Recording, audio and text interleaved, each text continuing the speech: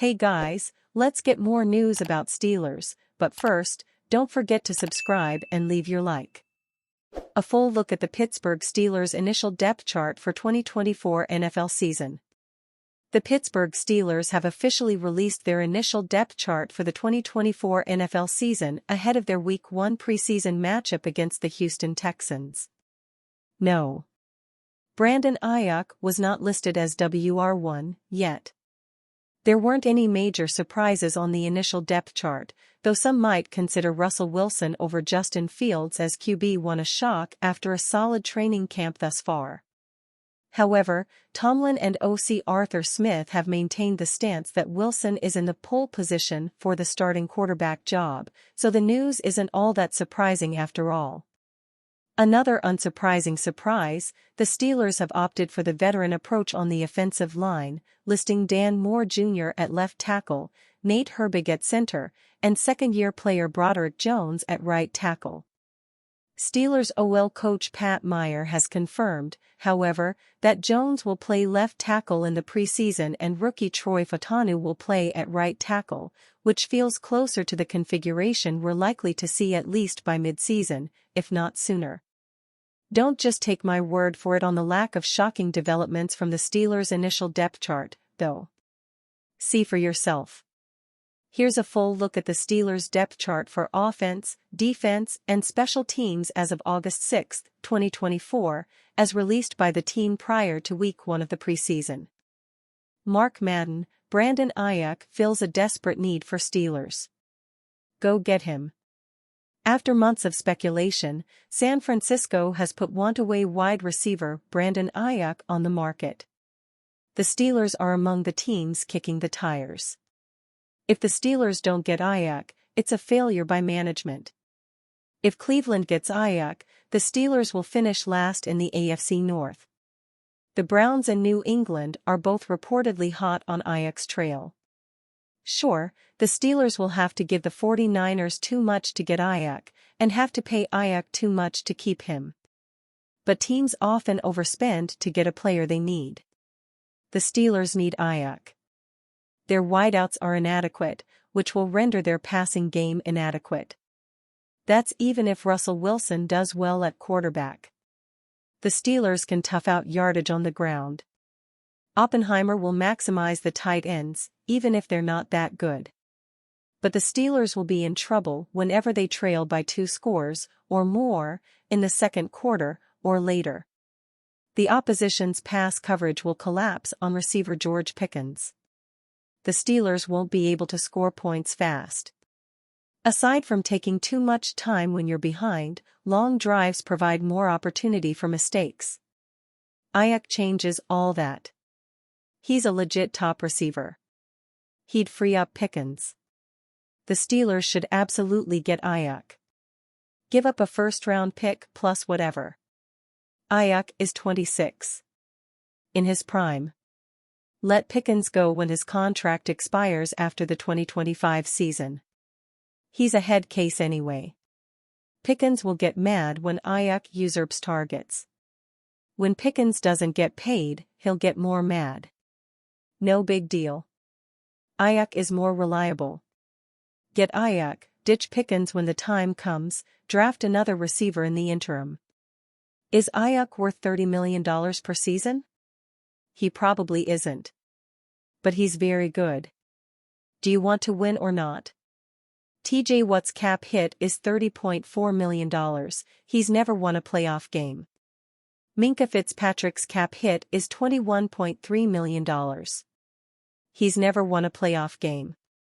It's about how much you impact winning. Aiyuk would impact winning. The Steelers might even win a playoff game. Or not. Aiyuk would offer no guarantees. Not even a playoff spot. But it's worth the risk. Do the Steelers and Mike Tomlin put too much emphasis on Tomlin never having a losing season? I used to think not. Now, I'm not so sure. In 2019, Ben Roethlisberger popped his elbow during the season's second game. The Steelers were 0-2. They should have tanked. Maybe they would have finished low enough to draft a new franchise quarterback. perhaps Justin Herbert.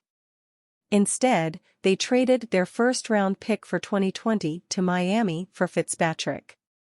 Fitzpatrick is a great safety. He helped that year's Steelers scratch and claw to 8-8, preserving Tomlin's streak. But the Steelers missed the playoffs. Had they made the postseason, it would have been a quick exit.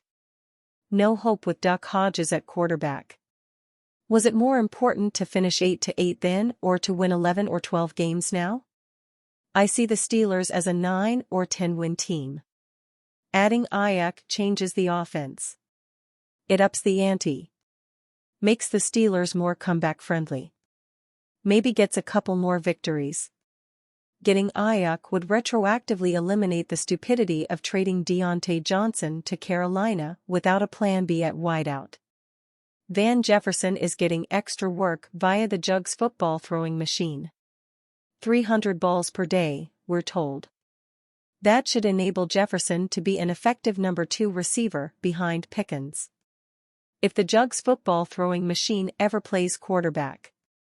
If the Steelers don't get Aiyuk, that would stink. If Cleveland gets Aiyuk, it would be a disaster. What 49ers could receive in Aiyuk trade with Steelers, Browns. While the door has not slammed shut on Brandon Aiyuk remaining with the 49ers, all of the focus right now is on completing a trade. On Tuesday, the New England Patriots removed themselves from the picture, ESPN's Adam Schefter reported, citing sources. Aiyuk showed no interest in accepting New England's contract terms to finalize the deal. The 49ers had trade agreements in place with the Cleveland Browns and Patriots, a league source told NBC Sports Bay Area on Monday. The 49ers and Pittsburgh Steelers reportedly resuscitated trade discussions Tuesday after the Steelers effectively dropped out of the picture on Monday. Aiyuk made it clear during the offseason that Pittsburgh was among his preferred destinations in a trade. The 49ers gave Aiyuk's camp permission to negotiate with those teams. And he already knows what they are offering. Aiyuk did not show much interest in joining the Browns or the Patriots.